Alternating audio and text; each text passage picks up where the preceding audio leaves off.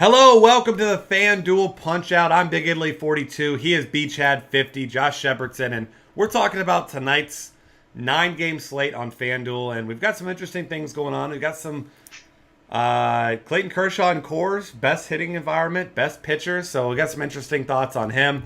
A lot of other things going on here. Not a lot of other pitchers you feel great about, but certainly some guys with some upside and definitely some guys you want to pick on. So it's going to be a fun little 9-game slate tonight, and I'm looking forward to it. And maybe some snow.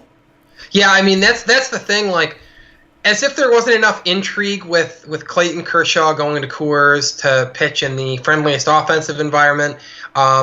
It could be a winter wonderland there from the sounds of things. Right now, last check, there's definitely going to be precipitation, and looks like there's going to be a low of 30. It says that it's going to feel like it's in the teens, and snow flurries. So I guess keep an eye on that forecast. Make sure it's not going to get you can't even call it washed out, snowed out, I guess. But if they play, I mean, I don't even know what to make of that contest. We're going to have to treat it as we know the ballpark and take it from there. You pointed out that Kershaw was brilliant there last year.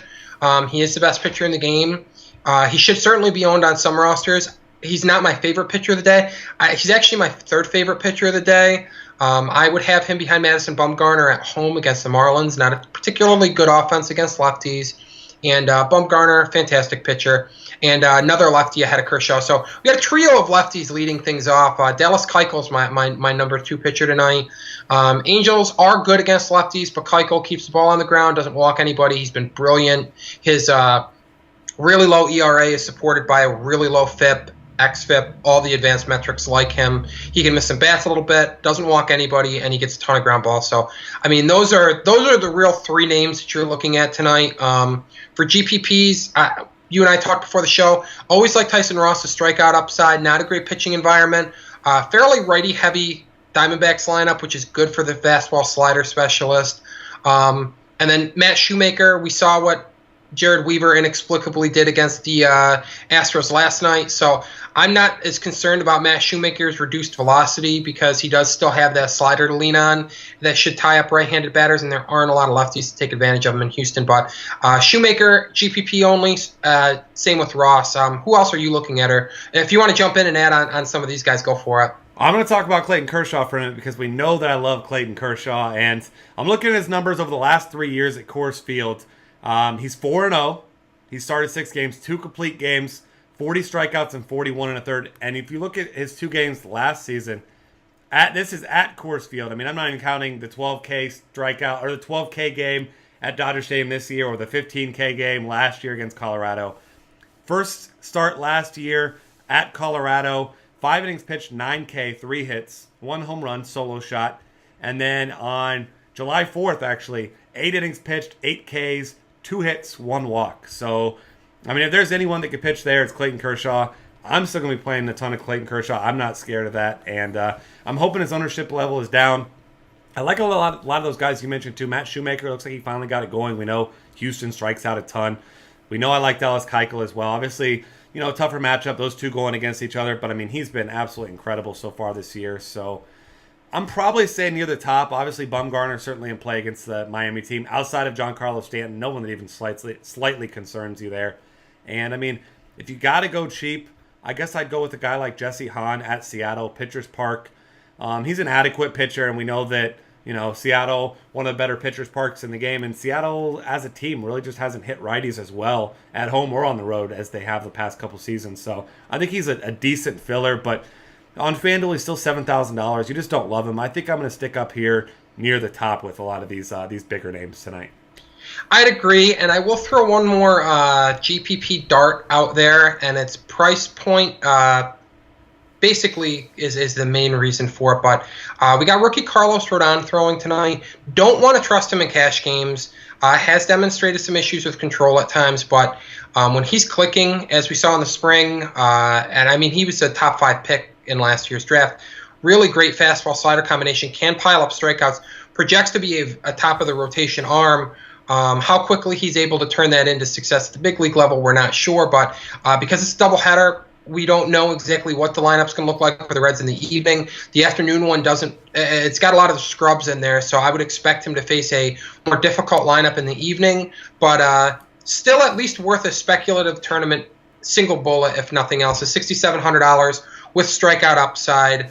I don't hate him. Yeah, and like you mentioned, I mean, the early game, obviously, Joey Votto now serving the suspension he was going to serve last night. We were talking for the show, maybe Massaraco DHs. He's not DHing in the first game, so I tend to think maybe we'll see him in the late game. So, yeah, it'll be a tougher road, obviously, but, yeah, I mean, he certainly has some upside, like you mentioned. So, I don't mind that. I mean, he's cheap. So, worst case scenario, you take a chance, hopefully get some strikeouts if he gives up some runs.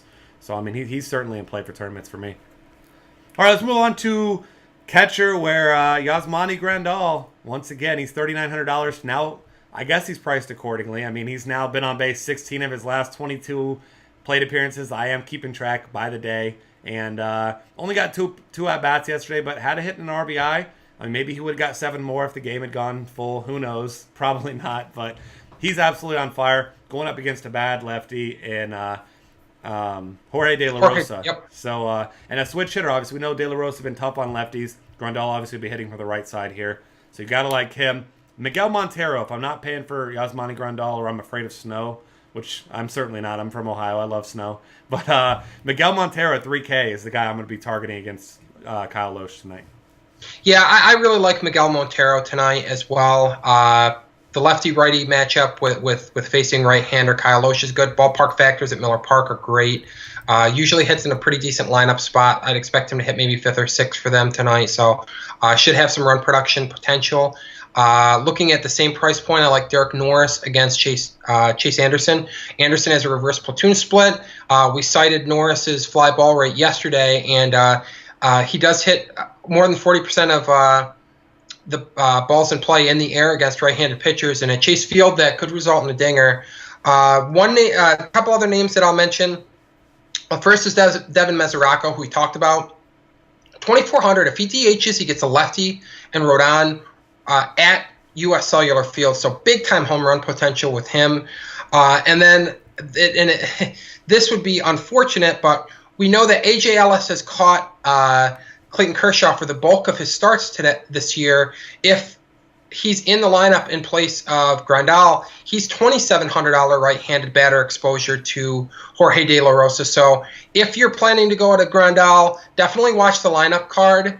And if they go to Ellis, obviously he doesn't hit in as good of a lineup spot as Grandal has been hitting, but he is only $2,700. Definitely a value play if you want to go that route. Yeah, absolutely. And I'd say outside of that, I mean, like you said, Mesoraco maybe DHing is $2,400 tonight. He's in play. Outside of that, no one else I'm looking at a catcher tonight. Nope, I agree. All right, moving on to first base, where we are very glad to see that Johnny Cueto is pitching the early game, which means we get Jose Abreu against Jason Marquis, unless he takes the night off. But he's a young stud. I think he'll be all right to play 2 games in a day, or however many games they're playing today, depending on how it goes. But $3,500, his price just keeps going down, and he isn't necessarily hitting as where you would expect him to be, but he's still hitting almost 300. He's still got a ton of power. You have to love Jose Abreu at $3,500, and I mean, if it's not him, I know that there's a guy above him that's quite a bit more expensive, but you are a big fan of tonight. Yeah, Anthony Rizzo against Loesch at Miller Park, $4,400. He's by far my favorite play at first base tonight. Throwing out price, obviously Abreu being $900 cheaper keeps him in play. We know that Marquis is terrible against left-handed batters. He's also terrible against right-handed batters, and Jose Abreu pretty good against anyone who throws a baseball. So I like Abreu as the non-obvious play. I like Rizzo if you're willing to pony up.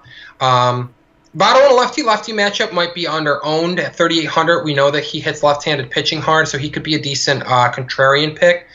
And then beyond that, I'm looking at Lucas Duda for $3,200 at Philadelphia against Aaron Harang. Great left-handed power in a ballpark that enhances it. So like Duda. And then there's Matt Adams at $2,700 against Vance Worley. Gets to exploit Worley's shortcomings against lefties. And right around that same price point, there's a guy that you used last night that scored you some points that you like. Why don't you reveal to the audience who you're looking at? I'm loving Brandon Belt right now. He's been batting right around fourth or fifth in the Giants lineup and quietly being really, really productive. 7 extra base hits in his last 7 games, multi hits in 4 of his last 5, including 4 last night. I mean, the guy hasn't hit a home run yet, but he's doing everything but that.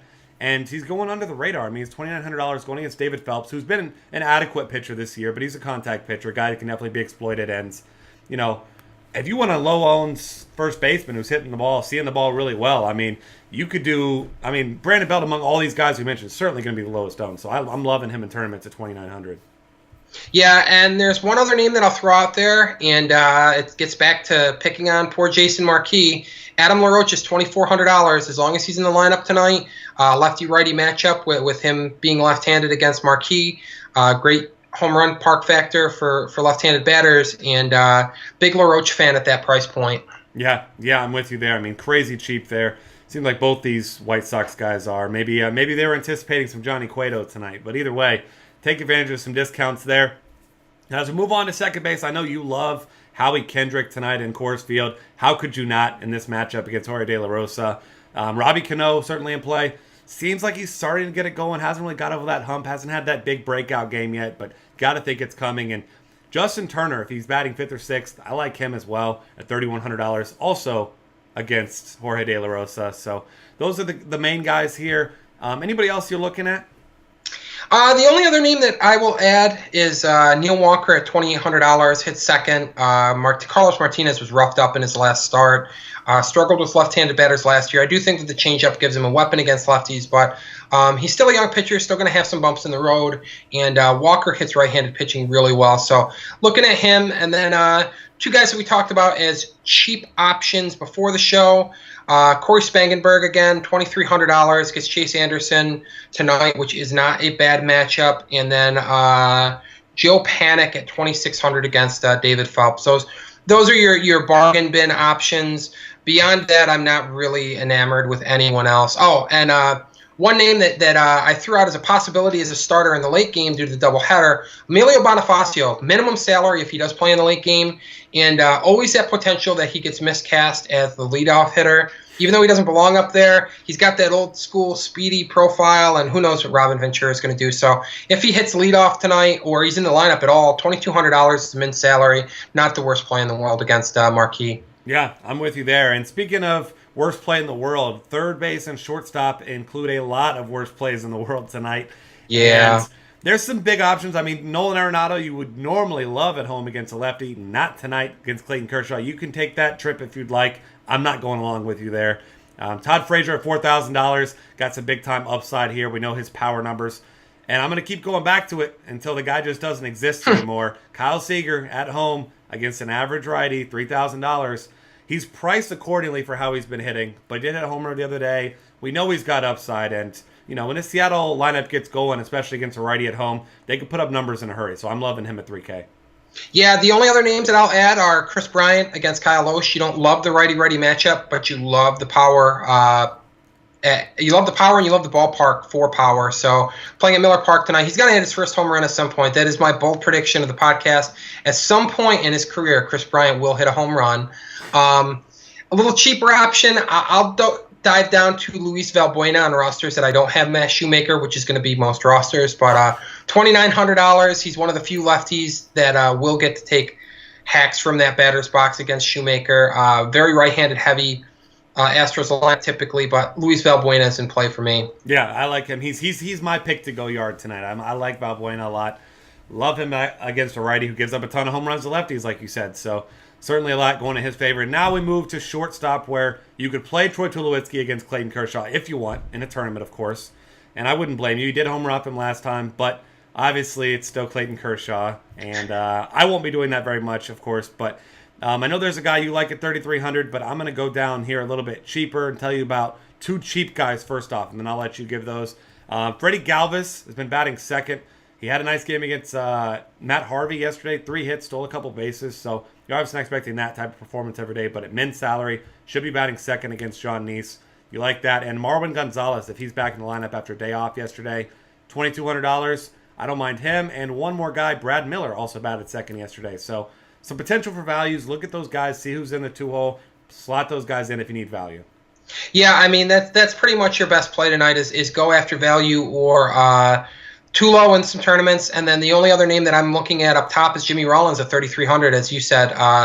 He's at Coors Field. He's better against righties than lefties, but as a right-handed batter, he's going to get to at least take advantage of Jorge De La Rosa's issues with right-handed batters, and then there's the whole Coors Field factor, which by now I'm pretty sure you guys understand is a good factor for hitters. Yeah, absolutely. And let's move on to the outfield, where a pitcher we really like has a really bad matchup against one particular hitter here. That's Giancarlo Stanton. If you're a BVP believer, even if you're not, I'm going to tell you about it anyway. He's 8 for 13 against Bumgarner with 6 extra base hits, 2 walks, only struck out once. I mean, you got to love him in tournaments. Obviously not playing him if you're playing Bumgarner, but I mean, the dude's got massive upside. We know against any lefty, and I would play him against any lefty in tournaments. I mean, he's got some of the best power against lefties in the game. Jock Peterson's going to be about 1,000,000% owned tonight, and rightfully so in this matchup at $4,800. I don't blame you if you go there. It's a lefty-lefty matchup, though, but I assume he's probably still going to be leading off, and everyone's going to play him. I just don't know how much Peterson exposure I'm going to have due to that being a lefty-lefty matchup, so I think that might be a fade for me in tournaments. And one other guy, Ryan Braun at 3,500, getting it going, still way too cheap for his upside.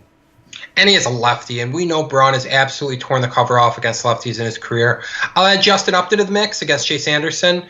Gets the righty-righty matchup, so Upton doesn't get to take advantage of his bigger platoon split favoring facing lefties. But as I said earlier, Chase Anderson has a reverse platoon split. Upton, big raw power, great ballpark for that. So do like Upton tonight at 4,100. Keep an eye on the lineup card for Carlos Gomez, expected to play this weekend. If he's back to his customary leadoff spot and in the lineup, gets a lefty, and he's underpriced at $3,800. Huge upside with him. David Peralta, we don't like to pick on Tyson Ross because Tyson Ross is pretty darn good at baseball, but $3,600, and same for his teammate A.J. Pollock. Both hit both hit righties fairly well. Definitely like Peralta as the left-handed batter more than Pollock, but both are at least at Chase Field, so that's always fun. Will Myers and Matt Kemp, again, this comes back to Chase Anderson's righty-righty issues, and both guys getting a reprieve from having to play at Petco Park and getting to play at Chase Field, so you got to like that. And then Scott Van Slyke, a guy that we love, $3,100. He's might be my most highest owned player tonight, which isn't an exaggeration or an embellishment. Like $3,100 against a lefty at Coors Field, and a lefty that struggles with righties nonetheless. So definitely sign me up for usage for him tonight. And I'll give you one more name. Colby Rasmus at $2,900. Big power against Matt Shoemaker, who gives up a lot of fly balls. That's a pretty good combination. Beware of the strikeouts because both Shoemaker is good at striking batters out, and Rasmus is pretty good at piling them up himself. So definitely a GPP only play, but a GPP only play with high upside. Yeah, absolutely. And I mean, we've got a ton of guys with big upside here, especially, some of these power hitters. And we already mentioned Giancarlo Stanton against lefties. And then you bring in Scott Van Slyke, and I'm bringing up his numbers from last season against lefties. Absolutely ridiculous. 315 ISO, 447 WOBA. The guy destroys left-handed pitching and even walks 13.1% of the time, which is impressive for he's strictly a power hitter. And I mean, you got to like that. And one more guy I'll throw out there, Marlon Byrd, $3,000. Maybe I still don't love the signing in the offseason as a Reds fan, but he's starting to get it going since he's moved into the 2-hole. 4 straight games with 2 hits. He had a triple last game, home run each of the last 3 before that. So, I mean, he's starting to get it going. You assume he's going to be batting second once again tonight. I know he is this afternoon. So he's got some big upside, and he's a guy that, you've been seeing in some cash games even. A little pricey for me in cash games with some of these other options, but certainly in play for tournaments. Yeah, and he hits left-handed pitching better than righties, and he gets a rookie and Carlos Rodon at a tough pitching environment and at U.S. Cellular Field. So definitely a good call there. Yep. One more guy I need to throw out there. We are on the power surge here, and Chris Yes. Davis against the lefty, near minimum salary, $2,300 against Travis Wood. We know Wood, when he's bad, he's really bad, and Chris Davis has the power against lefties to take any 1 yard, and I'm a huge fan of his tonight at home in Miller Park. Yeah, that you hit the nail on the head. Miller Park and Power, they mix quite well. Yes, they do. All right, thanks for hanging out with us here. Find us on Twitter at DF Cafe. Check out all of our great content at dailyfantasycafe.com, and we will see you tomorrow.